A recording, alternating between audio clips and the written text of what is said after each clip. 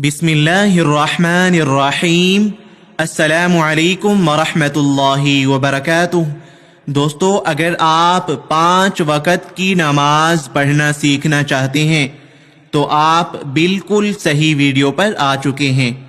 आज की इसी एक वीडियो से आप 5 वक़्त की नमाज पढ़ने का मुकम्मल तरीका सीख जाएंगे कि नियत कैसे करनी होती है हर नमाज की, 2 रकात सुन्नत नमाज कैसे पढ़नी होती है और 4 रकात वाली सुन्नत नमाज कैसे पढ़नी होती है, 2 रकात वाली फ़र्ज नमाज कैसे पढ़ी जाती है, 4 रकात वाली फ़र्ज नमाज कैसे पढ़नी होती है और उसमें क्या क्या पढ़ा जाता है, इमाम के पीछे नमाज पढ़ते वक़्त क्या क्या पढ़ना होता है और कहाँ खामोश रहना होता है।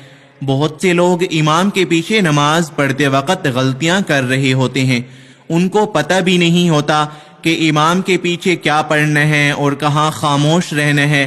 तो इस वीडियो में नमाज पढ़ने का मुकम्मल तरीका आपको बताएंगे इंशाअल्लाह। इस वीडियो के बाद आप पूरी नमाज 5 वक़्त की नमाज अच्छे तरीके से पढ़ना सीख जाएंगे इंशाअल्लाह।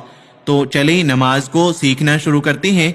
कोई भी नमाज शुरू करने से पहले दिल में उस नमाज की नीयत करनी है, क्योंकि नीयत के बगैर नमाज दुरुस्त नहीं होती। नीयत इस तरह करनी है, मिसाल के तौर पर आप फजर की 2 सुन्नत पढ़ रहे हैं तो आपके दिल में ये इरादा हो कि मैं फजर की 2 सुन्नत नमाज पढ़ रहा हूँ। इसके बाद आपने तकबीर यानी अल्लाहु अकबर कहकर नमाज शुरू करनी है। अगर आप फजर के 2 फ़र्ज पढ़ रहे हैं तो आपने दिल में ये इरादा करना है कि मैं फजर की नमाज के 2 फ़र्ज पढ़ रहा हूँ।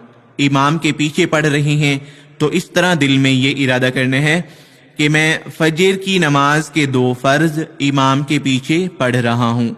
नियत का मकसद ये है कि आप नमाज से गाफिल ना हों, बल्कि आपको मालूम हो कि आप कौन सी नमाज पढ़ने वाले हैं।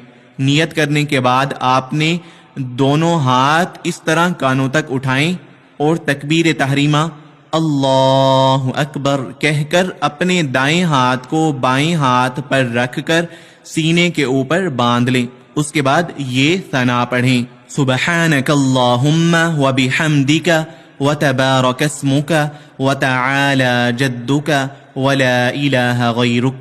ये सना है जो नमाज के शुरू में पढ़नी होती है।